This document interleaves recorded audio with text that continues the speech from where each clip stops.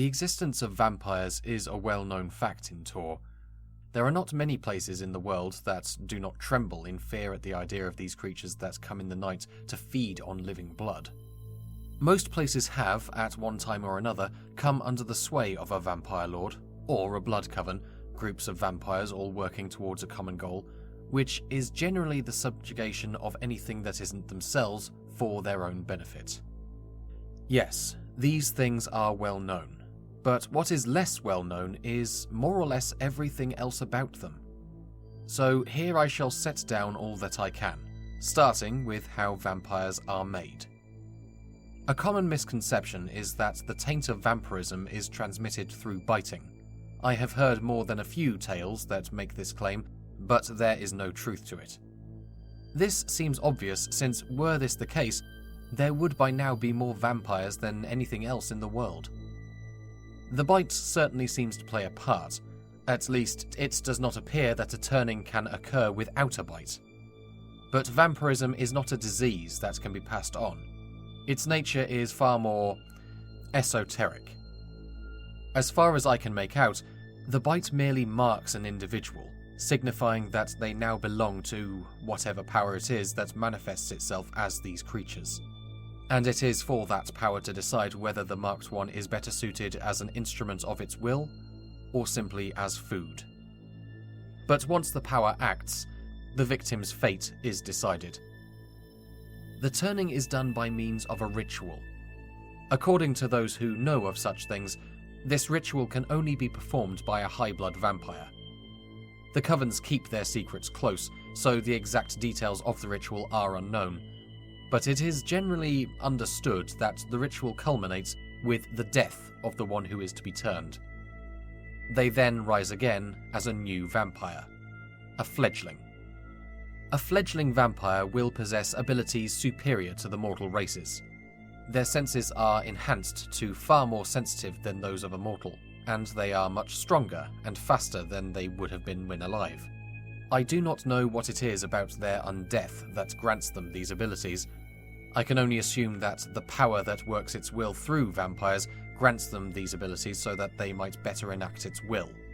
Another advantage the fledglings possess, though this time it is over high-blood vampires, is they have a stronger resistance to the sun. That is not to say they can go out in the middle of the day, and even in dim sunlight they must cover their skin. But they may go out in the half-light of dawn and dusk without any fear, something which the more powerful vampires certainly cannot claim. We don't know what it is that allows a fledgling vampire to rise to the rank of high blood. Such things are kept secret by the blood covens. Perhaps it is an extension of the original ritual, or it might be a completely separate process. It could even be that it is simply a natural progression that occurs over time. All that is known is that it is a great risk for a fledgling to attempt to rise in power and become a high-blood vampire.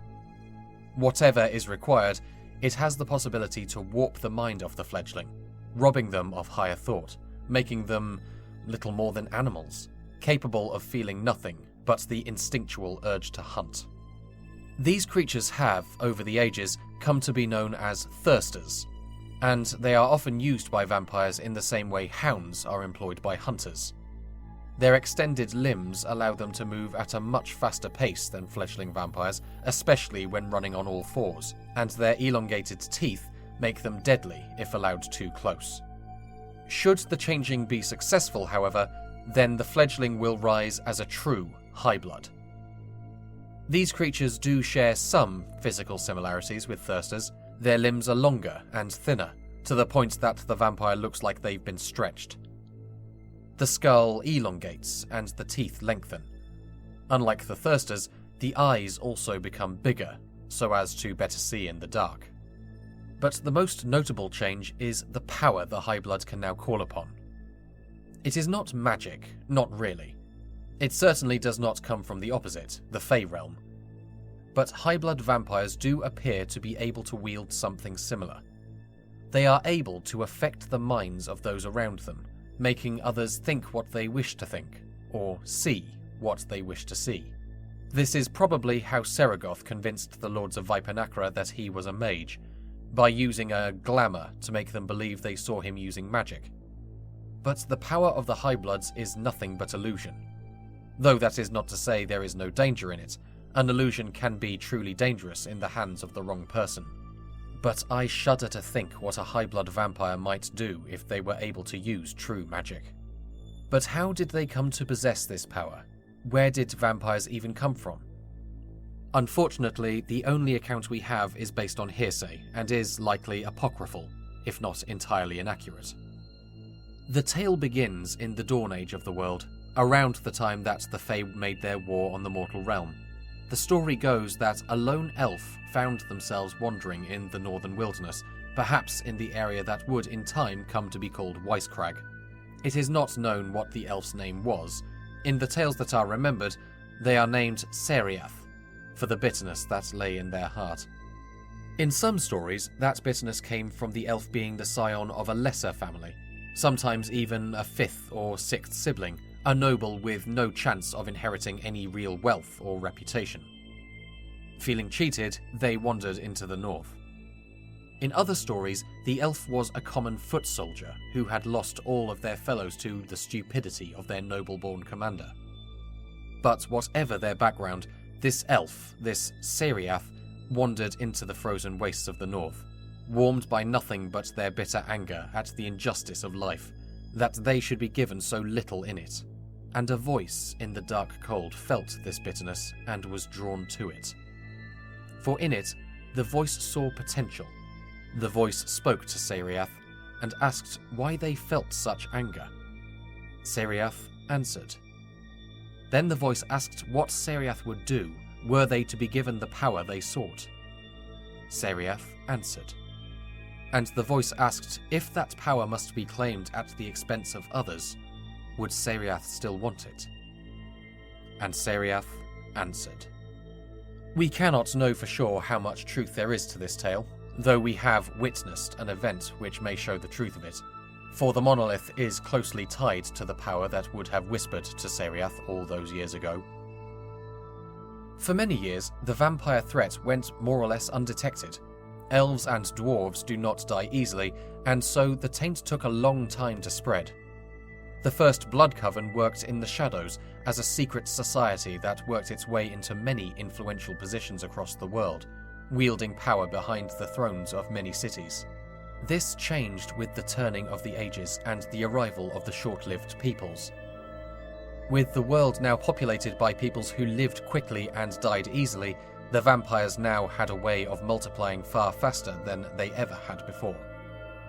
By the middle of the Second Age, the Blood Covens dotted the world, still operating in secret, but more out of tradition now than any real necessity. Stories of vampire sightings became more commonplace, but the average people generally thought them to be nothing more than stories. Then, with the rise of Seregoth, the traditional secrecy was lost completely. Vampires were no longer a secret, believed to be no more than a story. Now the fact of their existence was common knowledge, and the vampires revelled in their new position. The Blood Covens no longer ruled behind the thrones, whispering in the shadows. Now they ruled in truth, raising castles and palaces in their own honour, from which to reign over their mortal subjects.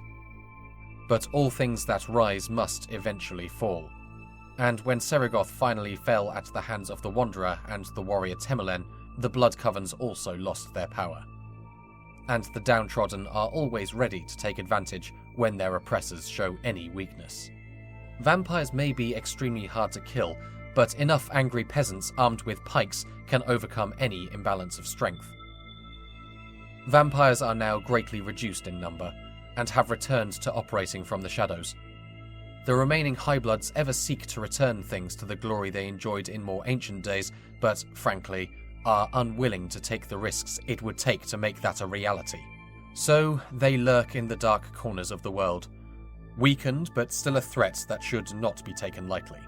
But while there is much darkness in the world, there is also light. And throughout the long ages of the world, there have always been 4 consistent shining beacons standing against the darkness, bringing their light to the world. But of these things, we shall talk another time. Quest of Ruin is distributed by Scroll and Dagger under a Creative Commons Attribution Non-Commercial Share-alike 4.0 international license. Today's episode was written and performed by Gareth Cadogan. For more information, visit scrollanddagger.com.